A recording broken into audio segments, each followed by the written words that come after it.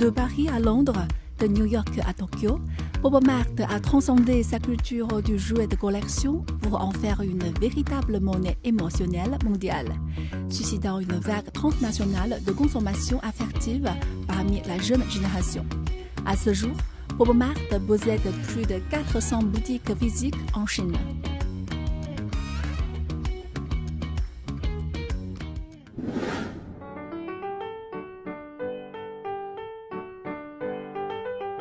Je me trouve maintenant dans l'une des boutiques emblématiques de Beijing, un espace coloré avec des figurines expressives et mignonnes.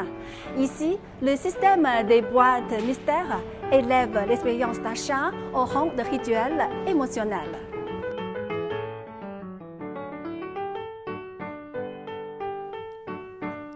Un prix accessible, une tentation irrésistible. La boutique fonctionne comme un véritable transformateur d'émotions. Je veux un Labubu jaune car sa couleur est douce et apaisante. Quand j'ouvre des boîtes, j'oublie temporairement la pression des études. Si j'obtiens des doublons, je les échange avec mes camarades. Trop excitée, je n'ai pas pu trouver ce modèle dans ma ville. Je profite de ma visite à Beijing pour me le procurer. J'ai appelé ma sœur qui l'adore aussi. Nous sommes occupés pendant le travail. Ça nous fait plaisir d'acheter ensemble en vacances, surtout de trouver ce qu'on aime.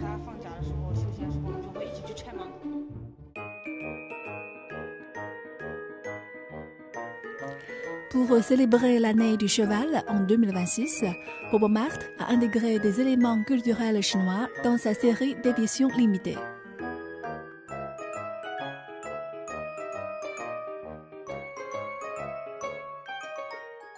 Ces éditions limitées sont un décodage permanent des tendances culturelles pour un investissement émotionnel sur le long terme. Si ces boutiques sont des supérettes de l'émotion, le parc Popland, inauguré à Beijing en 2023, est un lieu pour vivre ces émotions.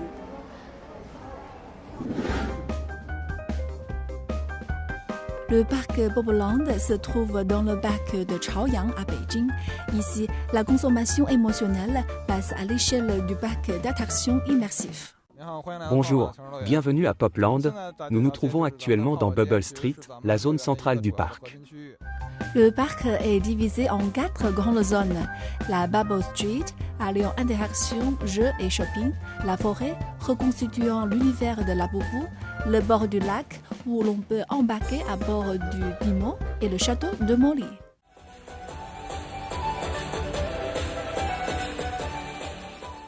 Des spectacles et des interactions renouvelées selon les fêtes et saisons donnent vie aux personnages IP, ce qui fait évoluer la consommation émotionnelle de la surprise instantanée à l'accompagnement durable.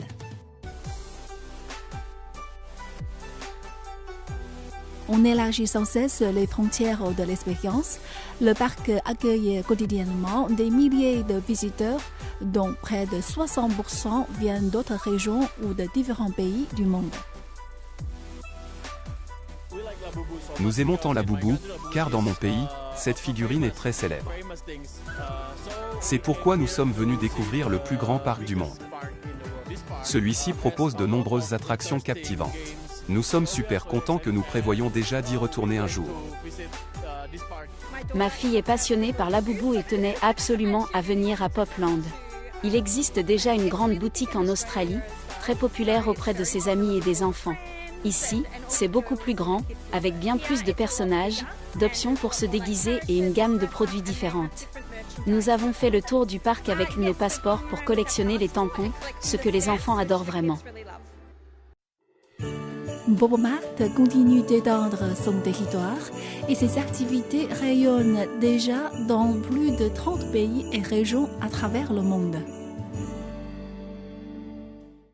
L'innovation est le moteur de l'exportation culturelle. En s'appuyant sur des émotions universelles, tout en mettant en scène la culture chinoise et une diversité d'IP, des entreprises comme PopMart montrent au monde les nouvelles tendances et les potentiels d'évolution du marché de la consommation.